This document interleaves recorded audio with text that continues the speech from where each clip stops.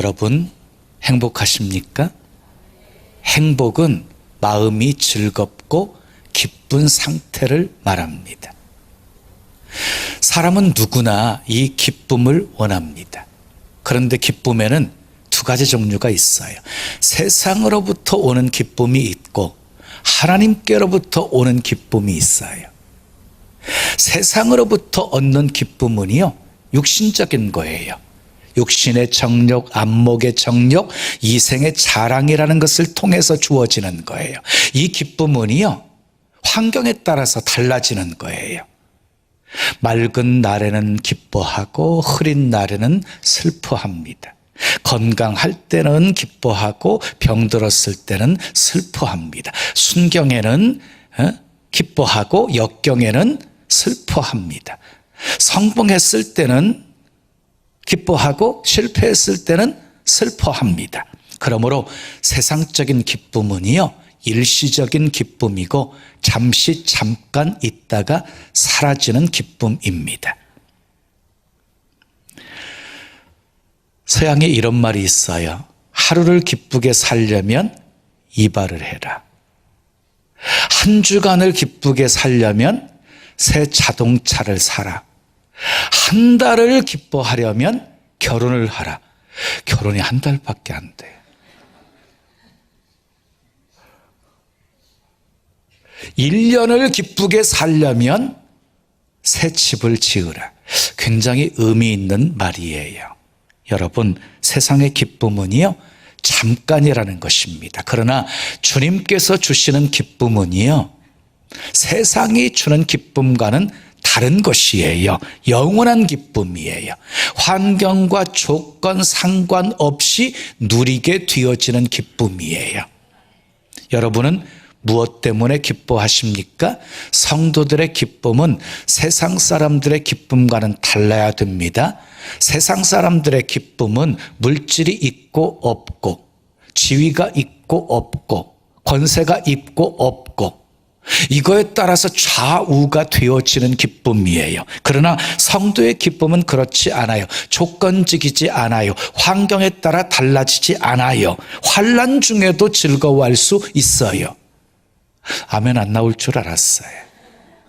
성도의 기쁨은 환난 중에도 기뻐할 수 있어요. 로마서 5장 3절에 보면은요, 우리가 환난 중에도 즐거워하나니 이는 환난은 인내를, 인내는 연단을, 연단은 소망을 이루는 줄 알미로다. 결국 소망을 바라보면서 우리는 환난 중에서도 인내할 수가 있다는 것이지요. 자, 하나님은 우리에게 기쁨을 주시는 분이십니다.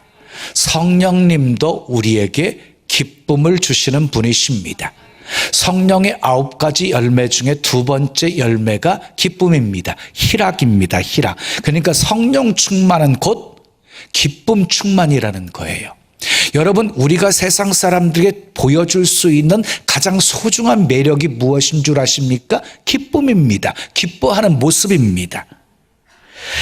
자, 데살로니가 전서 5장 16절에 보면은요, 항상 기뻐하라. 명령이에요, 명령. 오늘 읽은 본문 빌립보서 4장 4절에도 주 안에서 항상 기뻐하라. 내가 다시 말하노니 기뻐하라 하고 말씀하고 있습니다. 자, 기뻐하라는 것은 주님의 명령이에요. 그런데 기뻐하라고 말씀하시는데 그냥 기뻐하라는 것이 아니라 항상 기뻐하라고 말씀하십니다. 여러분, 항상 기뻐하는 것이 가능합니까? 가능합니다. 그래서 성경은요, 항상 기뻐하라고 말씀하고 있는 거예요. 불가능한 것 명령하시는 하나님이 아니시잖아요. 자, 빌립보서는 바울이 빌립보 교회 성도들에게 보낸 서신이에요. 그런데 옥중에서 기록했다고 해서요, 옥중서신이라고 해요. 옥중서신. 그리고 빌립보서는 4장으로 되어 있거든요. 4장으로 되어 있는데 기쁨, 기뻐하고, 기뻐하라 뭐 이런 단어들이, 기쁨이라는 단어가 16번이라는 16번이라. 그래서 빌립보서를 가리켜서요, 기쁨의 서신이라고 부르는 거예요. 기쁨의 서신이라고. 여러분, 기독교는 기쁨의 종교입니다. 그런데 우리 안에 있는 기쁨은요, 예수님의 기쁨이에요. 예수님의 기쁨. 요한복음 15장 11절은 이렇게 말씀해. 함께 읽어요. 내가 이것을 너희에게 이름은 내 기쁨이 너희 안에 있어 너희 기쁨을 충만하게 하려 함이라. 우리 주님이 우리에게 주시는 기쁨은요, 내 기쁨이래요. 예수님의 기쁨을 우리 안에 있게 하셔서 그 기쁨을 충만하게 하신다고 말씀하고 있는 것이에요. 그러니까 우리가 어떤 환경 속에서도 기뻐할 수 있는 이유는요, 예수님의 기쁨이 내 안에 있기 때문입니다. 아멘. 여러분, 신앙생활이 기쁘십니까? 주일 성수 기쁘게 하고 계십니까? 사역도 기쁘게 하고 계십니까? 11조도 기쁨으로 드리십니까? 기쁨으로 하고 있다면 여러분들의 신앙생활은 정말 건강한 거예요. 바르게 신앙생활하고 있는 거예요. 기쁨 없이 사역할 수 없어요. 기쁨 없이 섬길 수 없어요. 기쁨 없이 헌신할 수 없어요. 내가 기뻐야 남도 기쁘게 할 수 있어요. 내가 살아야 남도 살릴 수 있어요. 아멘. 오늘은 바울을 통해서요, 항상 기뻐할 수 있는 비결을 배우면서 함께 은혜를 나누려고 해요. 자, 비결이 뭘까요? 첫째 따라해요. 주님 안에 있어야 합니다. 주님 안에 있어야 돼. 오늘 본문 4장 4절 말씀 함께 읽어요. 주 안에서 항상 기뻐하라. 내가 다시 말하노니 기뻐하라. 주 안에서 기뻐해야 한대요. 여러분, 왜 주 안이에요? 주 안에 진정한 기쁨이 있기 때문입니다. 바울은 로마의 감옥에 갇혀 있습니다. 인간적인 시각으로 바라보게 되어지면은요, 전혀 기뻐할 것이 없는 상황이었어요. 그런데 이 사도 바울은 예수님이 주신 기쁨을 맛보았잖아요. 예수님의 기쁨이 자기 안에 있잖아요. 그래서 어떤 고난도 핍박도 그에게는 문제가 되지를 않았던 거예요. 심지어는 감옥조차도 그 안에 있는 기쁨을 빼앗아갈 수가 없었던 것이에요. 그 기쁨을 억제할 수 없어서 사도 바울은 감옥 밖에 있는 빌립보 교회 성도들에게 주 안에서 항상 기뻐하라. 내가 다시 말하노니 기뻐하라고 외치고 있는 것입니다. 자, 이것이 바로 예수님의 기쁨이에요. 예수님이 우리에게 주신 기쁨.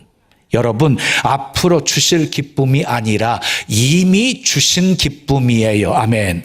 우리가 할 수 있는 일은요, 기쁨의 근원 되신, 기쁨 자체가 되신 예수님 안에 있기만 하면 되는 것입니다. 빌립보서 3장 7절에서 8절 말씀을 함께 읽어봐요. 시작. 그러나 무엇이든지 내게 유익하던 것을 내가 그리스도를 위하여 다 해로 여길 뿐더러 또한 모든 것을 해로 여김은 내 주 그리스도 예수를 아는 지식이 가장 고상하기 때문이라. 내가 그를 위하여 모든 것을 잃어버리고 배설물로 여김은 그리스도를 얻고 그랬어요. 자, 바울이 지금 누리고 있는 기쁨은요, 예수 그리스도를 얻었기 때문이었어요. 예수 그리스도를 얻었기에 자랑스럽게 여겼던 모든 것들을 다 배설물로 여길 수 있었던 것이에요. 여러분, 세상에서 예수님보다 소중한 것은 없습니다. 크게 아멘. 예수님보다 우리에게 복된 분은 없습니다. 예수님은 기쁨의 근원이십니다. 그래서 예수님이 계신 곳에는요, 기쁨이 있어요. 기쁨이. 사도행전 8장 8절에 보면 빌립이 사마리아에 가서 예수 그리스도의 복음을 전파해요. 그랬더니 그 성에 큰 기쁨이 있더라 그랬어요. 기쁨 되시는 예수님이 그 성에 들어가자 그 성에 기쁨이 가득하게 된 것이에요. 웨스트민스터 소요리 문답 1문에 사람의 제일 되는 목적이 무엇인가를 묻는 질문이 나오거든요. 그 답이 무엇이냐면요, 하나님을 영화롭게 하고 하나님으로 인하여서 영원토록 즐거워하는 것이다.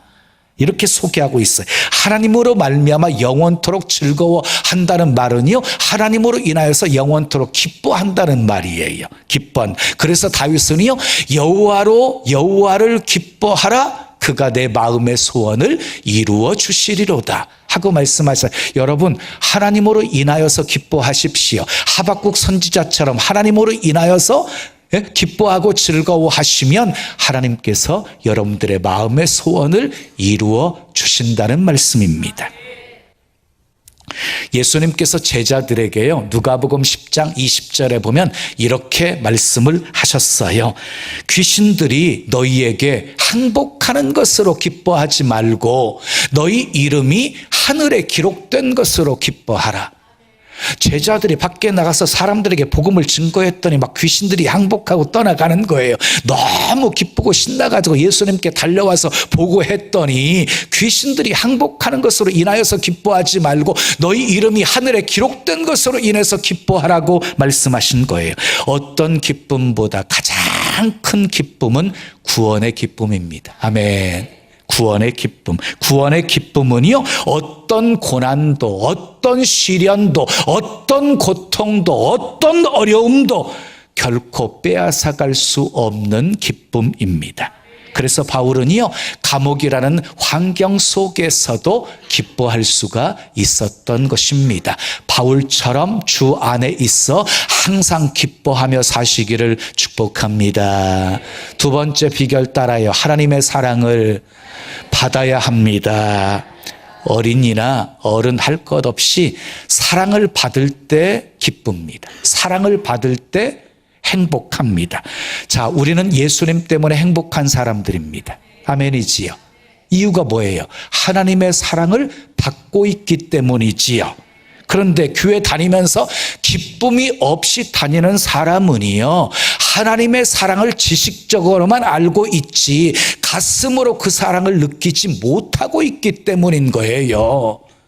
로마서 5장 3절의 말씀처럼 바울은 혹독한 환난 중에도 즐거워하고 있어요. 그 이유를 5장 5절에서 이렇게 말씀하고 있어요. 우리에게 주신 성령으로 말미암아 하나님의 사랑이 우리 마음에 부은 바 됨이니.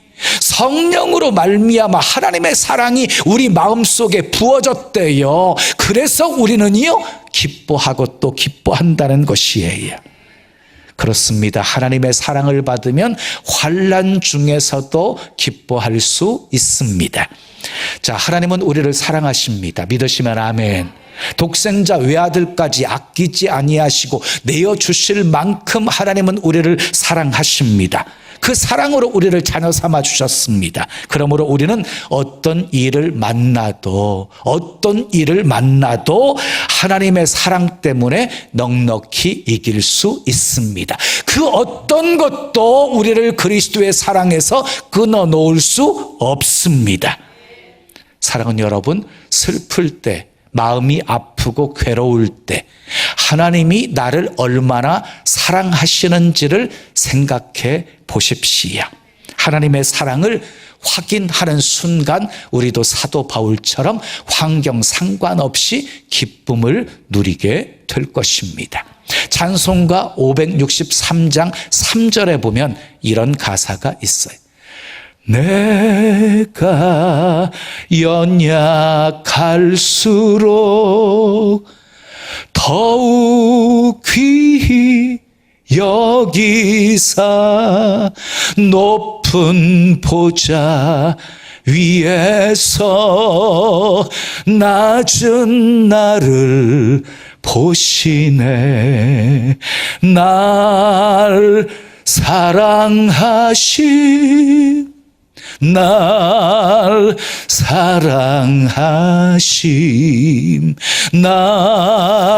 사랑하심 성경에 쓰였네. 아멘. 성경은 온통 우리를 향한 사랑의 이야기예요. 사도 바울처럼 하나님의 사랑을 확신하며 항상 기뻐하며 사시기를 축복합니다. 세 번째 비결 따라요. 상황을 좋게 받아들여야 합니다. 바울을 한번 생각해 보세요. 그 형편을 살펴보면 솔직히 기뻐할 요소가 하나도 없어요. 바울은요, 아내도 없어요. 아직도 없어요. 거기다가 몸에는요, 말할 수 없는 고통을 주는 가시가 그대로 남겨져 있어요. 지금 몸은 감옥에 갇혀 있어요.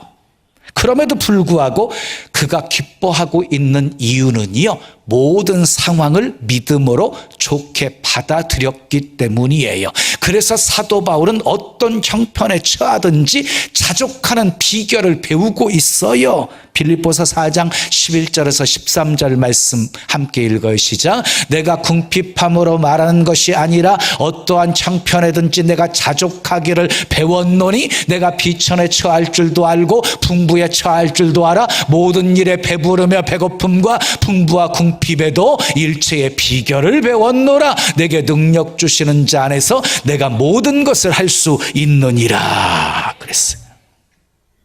사랑하는 여러분, 하나님은 모든 것 합력해서 선을 이루시는 분이십니다. 근데 여기 모든 것이라는 것은요, 좋은 것만을 의미하고 있는 것이 아니에요. 우리가 우리가 삶을 살아가면서 경험하게 되어지는 좌절, 절망, 그리고 실망, 실패, 심지어는요, 질병, 그리고 죽음까지 다 포함되고 있는 말이에요. 근데 실수하지 않으시는 하나님은요, 이 모든 것 합력해서 선을 이루어 주십니다. 아멘.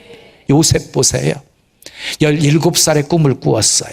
30살에 그 꿈이 이루어져 애굽의 총리가 되었어요. 그러면 요셉의 삶은 평탄했습니까? 아닙니다. 10년 동안은 보디발 장군의 집에서 종살이 했어요. 누명 쓰고 3년 동안 감옥 생활했어요. 그런데 보세요.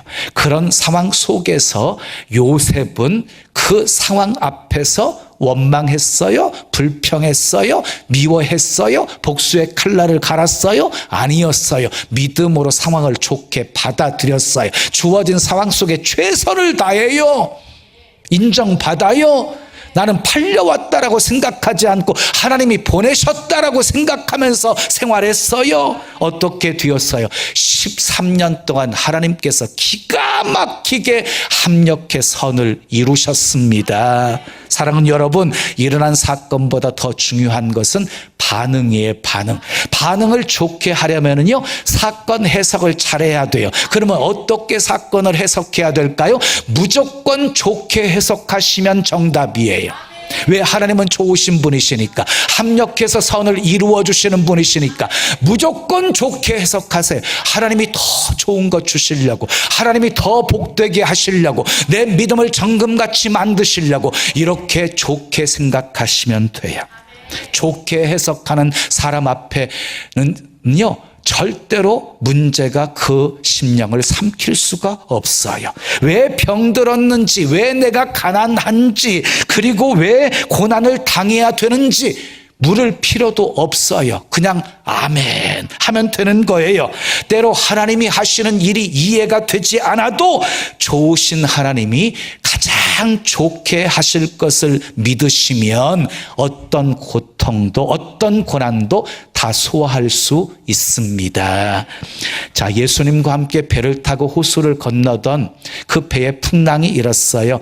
그랬더니 막 베드로가요, 호들갑을 떨면서 예수님을 흔들어 깨워요. 흔들어 깨워요. 우리가 죽게 되었나이다 그러면서. 그런데요, 성령 강림 이후에 성령의 능력을 받은 후 베드로가 달라져요. 예수님을 전파하다가 붙잡혀가지고 드디어 다음 날이면 처형당하는 그 전날 밤에 깊이 잠들어 있어요. 하나님이 천사를 보내어서 구출해내는데 너무 깊이 잠들어 있어서 옆구리를 쳐가지고 깨워가지고 구출할 정도로. 여러분, 그 상황을 믿음으로 받아들이는 사람은요, 바로 죽음 앞에서도 깊이 잠들 수 있어요. 죽음 앞에서도 주님이 주시는 평안을 누릴 수가 있어요. 사도 바울처럼 상황을 믿음으로 받아들여서 항상 기뻐하며 사시기를 축복합니다. 마지막 네 번째 비결 따라해요. 목적이 분명해야 합니다. 바울은 로마에 가서 복음 전하기를 원했어요. 그리고 기도했어요. 그랬더니 하나님이 어떻게 응답을 하셨습니까? 죄수의 신분으로 로마로 압송되어 가게 되었어요. 바울을 태운 배가 알렉산드리아호 배였는데요. 가다가 풍랑을 만나게 돼 유라굴로 미친 광풍을 만나게 되어져요. 살 소망까지 끊어져 버렸을 때 배 타고 있었던 모든 사람들이 바울의 말을 듣고 순종하여 다 살게 되어져요. 로마에 왔을 때는 이미 영웅 죄수가 되어 있었어요. 한 사람이 지키고 있는 집에 갇혀 있었어요. 수많은 로마에 있던 신분 높은 사람들이 바울을 만나고 싶어가지고 예약하고 왔어요. 하도 많아가지고 줄을 서고 있었어요. 그들에게 예수 그리스도를 담대하게 전했어요. 그래서 로마에 있는 높은 신분의 사람들이 예수 믿게 되어집니다. 그리고 로마 황제 집에도 예수 믿는 사람들이 생겨났다고 빌립보서 4장 22절은 말씀하고 있습니다. 자, 바울에게는요, 예수님을 전하는 기쁨보다 더 큰 기쁨은 없었어요. 예수님을 전하는 기쁨을 누렸어요. 자기를 시기하면서 복음을 전하는 사람들로 인하여서도 오히려 기뻐해요. 빌립보서 1장 18절에 보면 무슨 방도로 하든지 전파되는 것은 그리스도니 이로써 나는 기뻐하고 또한 기뻐하리로다. 사도행전 20장 24절에 사도 바울의 멋진 고백이 있지요. 나의 달려갈 길과 주 예수께 받은 사명 곧 하나님의 은혜의 복음을 증거하는 일을 마치려 하면은 나의 생명을 조금도 귀한 것으로 여기지 아니하노라. 사도 바울의 삶의 목적은요, 오직 영혼 구원이었습니다. 영혼 구원. 목적이 분명했던 바울은요, 옥에 갇혀 있기도 하고 여러 번 죽을 뻔도 하고 40에 하나 감암매를 5번이나 맞고 3번 태장으로 맞고 1번 돌로 맞고 3번 파산해서 일주야를 기품에서 지냈고 여러 번 강의 위험, 강도의 위험, 동족의 위험, 이방인의 위험, 신의 위험, 광야의 위험, 바다의 위험, 거짓 청제 중에 위험을 당하고 또 수고하고 애쓰고 여러 번 자지 못하고 줄이고 목마르고 여러 번 굶고 춥고 헐벗었어요. 그럼에도 불구하고 복음 전파의 사역에 전혀 흔들림이 없었어요. 사랑하는 여러분, 목적이 분명하면 흔들리지 않습니다. 상황에 지배받지 않습니다. 어떤 형편에서든지 자족하기를 배웁니다. 시간이 없어서, 돈이 없어서, 재능이 없어서 못한다는 말을 하지 않습니다. 하나님의 일은 내가 하는 것이 아니고 하나님의 능력으로 하는 것을 알기 때문입니다. 여러분, 목적에 집중하면 하나님이 도와주십니다. 하나님이 하게 하십니다. 바울처럼 목적이 분명하여 항상 기뻐하는 삶 사시기를 축복합니다. 이 세상에서요, 가장 큰 기쁨과 보람과 영적인 만족을 주는 것이 있어요. 영적 생명을 살리는 거예요. 영적 생명을 살리는 거예요. 여러분, 마음이 막 답답하십니까? 그러면은요, 답답한 상황 속에서 집구석에 있지 마시고요, 밖으로 나가서 사람들에게 한번 전도 한번 해보세요. 예? 우라통이 막 터지잖아요. 그럼 다 접어두고 아는 사람 찾아가서 예수 믿으라고 해보세요. 아무것도 나를 기쁘게 하는 것이 없어서 우울할 때 누군가를 붙들고 예수님을 왜 믿어야 하는지를 설명해 보세요. 그러면 마음속에서 깊은 곳에서부터 말할 수 없는 막 기쁨이 솟아나게 되어질 것이에요. 기쁨은 하나님이 우리에게 주시는 선물입니다. 선물, 성령의 열매입니다. 세상 사람들에게 보여줄 수 있는 우리의 매력입니다. 항상 기뻐하십시오. 아멘. 항상 기뻐하십시오. 그러기 위해 바울처럼 주 안에 있어야 합니다. 하나님의 사랑을 받아야 합니다. 환경, 상황을 믿음으로 받아들여야 합니다. 목적이 분명해야 합니다. 세상 사람들이 우리들이 기뻐하는 모습을 보고 예수 믿고 싶어지도록 항상 기뻐하며 행복하게 사시기를 예수님의 이름으로 축원합니다. 지금은 선교 헌금 시간입니다. 이 예배를 통해 삶 가운데 은혜와 회복이 충만하시길 간절히 기도합니다.